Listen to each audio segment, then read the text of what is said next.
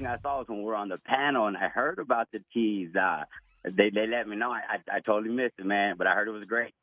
Yeah, well, hold on a second. Yeah, have you seen the episode at all? Yeah, I have. I did it when we did the panel, remember? Oh, they let you see it all the way. Yeah, well, they sent me what they showed, whatever they showed the press and the rest of the panel. Remember, it just happened to be our show, so I'm assuming it was the whole thing, but it was awesome. How did you feel about getting that first episode nod? Like, we had 16 episodes to pick from, and they said Mike D is episode number 1. All right, man. Super excited. The whole experience was amazing, man, from the beginning to end. So just to top it off with the very first show, you can't say enough, dude. It's really awesome.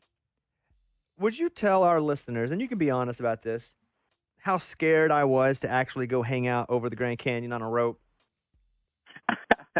And you know what, man? I've been asking a few things, what I most remember about the whole episode, and I can definitely say it was your fear. It was definitely real. No faking with that at no point at all. But it was definitely something that we overcame together, and you did amazing, dude. But watching you on the side of that cliff, that leg shaking, that was the one thing that I won't forget. How did you get into rope access? Meaning, I didn't even know what that was until I met you. Where you're building these rope rigs, you're climbing places that people normally aren't able to get to. How did you get exposed to this industry? Well, for me, to be honest with you, I fell right into it. I used to drive a dump truck for a little while, and things got bad. I lost my job, and just through a friend, I was hired on with Absalom, my company that I work for now and since the beginning. And that's how I found it. I thought it was just a job for me to go hang off a building and clean a couple windows. And here, lo and behold, it was a whole career path laid out right in front of me. And I fell in love with rope access right from the get-go. And here I am 14 years later, teaching folks to do what I do and then being on awesome TV shows with people like yourself. You told me that usually for someone to go and do what we did, they needed more training than what I got. I had to do kind of a crash course, right? Yeah. So to call it that's putting it in some easy terms, man. You had a hell of a crash course. Were you scared for me? Did you think there was any chance I would die? Be honest. Not necessarily that you would die, but there was a couple of times I was ready to pull the plug, my friend. Doing what we do is extremely safe, but it does require a lot of training. And, when I first saw you get on that rope and start flopping around like a fish, out of water, I definitely had my thoughts about maybe just pulling the plug altogether. Because they told you if it didn't seem safe or I didn't seem ready to just go, nope, you're not going to do it, right?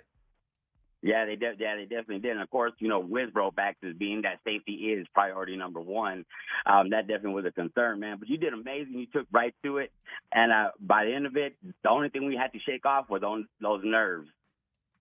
Yeah, those nerves are still there. I watch it, and I still get anxiety thinking about when you were out there in the middle going, come on, Bobby, you can do it. And I'm like, I'm not going anywhere. Like, I'm going to sit right here on the ground and not – and there's one point, too, where we're up there, and I'm having to clean the bottom of the sky bridge. Remember, I'm on a rope 4,000 feet over, and he goes, hey, look down at your bucket because you need to get the squeegee out to clean. I'm like, I'm not looking down. Like, I'm going to keep looking up and stick my hand and try to find the bucket because I didn't want to look down.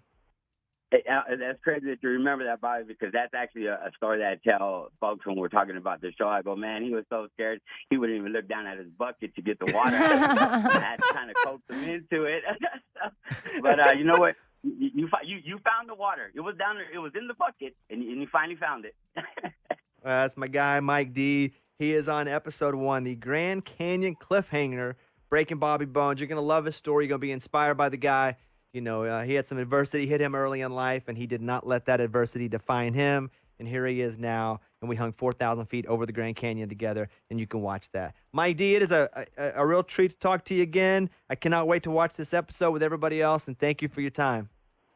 Outstanding, Bobby. Thank you for everything, man. And remember, man, fight, grind, repeat. That's right. There he is. Mike D, everybody.